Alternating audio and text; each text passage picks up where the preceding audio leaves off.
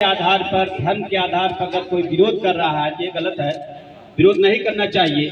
लेकिन इस देश में अपर कास्ट और बैकवर्ड, शेड्यूल कास्ट और शेड्यूल ट्राइब का जो लेखा बी.आर. अम्बेडकर ने खींचा है, अदर बैकवर्ड क्लास के लिए आर्टिकल 340 और ST/SC के लिए 341 और 342 का जो संविधान में प्रावधान किया है, 78 जातियां और 80+ जातियां अदर बैकवर्ड क्लास और ST/SC के जो आपके जो संविधान के अनुसार स्टेट वाइज या केंद्रीय सेवा की जो है अलग लिस्ट है, उसके अनुसार जो भी जातियां उसमें जो एक लाइन क्रमबद्ध किया गया है, हमारे उत्तर प्रदेश में या किसी प्रदेश में केंद्रीय लिस्ट हो या स्टेट की लिस्ट हो, इसके अनुसार हमको अदर बैकवर्ड क्लास के अपने लोगों में थोड़ी सी एकरूपता रखनी चाहिए। शेड्यूल कास्ट के जो अन्य कास्ट हैं उनको अपने साथ जोड़ना चाहिए। शेड्यूल ट्राइब के जो लोग हैं उनको अपने लोगों के साथ समायोजित करना चाहिए।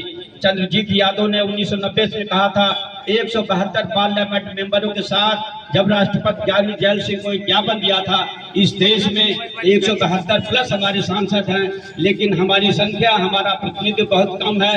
ST/SC OBC का जो A class, B class, C class और D क्लास के नौकरियों में रिप्रेजेंटेशन है 1, 2, 3, 4% है।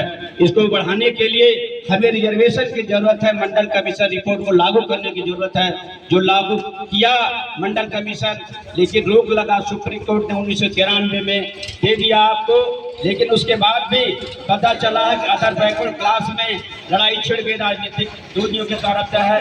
कोई बैकवर्ड पे मोस्ट बैकवर्ड खोज रहा है, तो कोई बैकवर्ड खोज रहा है, कोई शेड्यूल कास्ट में अपर कास्ट खोज रहा है, तो कोई गैर कास्ट खोज रहा है, और ST/SC माइनॉरिटी पे भी अपर कास्ट और बैकवर्ड की चर्चा होने लगी है। हमारा जो संविधान अदर बैकवर्ड क्लास एक क्लास है, ST का एक क्लास है, SC का एक क्लास है। हमें अपने क्लास के लोगों को यूनाइट करना होगा।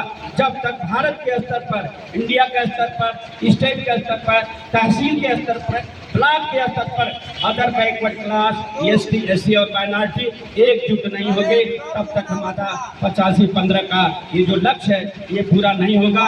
इस लक्ष्य को पूरा करने के लिए, हमारे B.R. अम्बेडकर के शब्दों को साकार करने के लिए भारतीय संविधान के आर्टिकल 340, 341, 342 को गहनता के साथ पढ़ना चाहिए, और आर्टिकल 14 से लेके 30 तक, आर्टिकल 14 से लेके 30 तक हर शब्द को कंठस्थ कर लेना चाहिए कि भारतीय संविधान में हमारा जो अधिकार है, हमारा जो मौलिक अधिकार है, हमारा फंडामेंटल राइट्स है, ये मिलना चाहिए। किसी के बहकावे में, किसी के डराने में हम डरने वाले नहीं हैं, हम लोग लेने वाले हैं। इसी के साथ मैं अपनी बात समाप्त करता हूँ। धन्यवाद साथियों।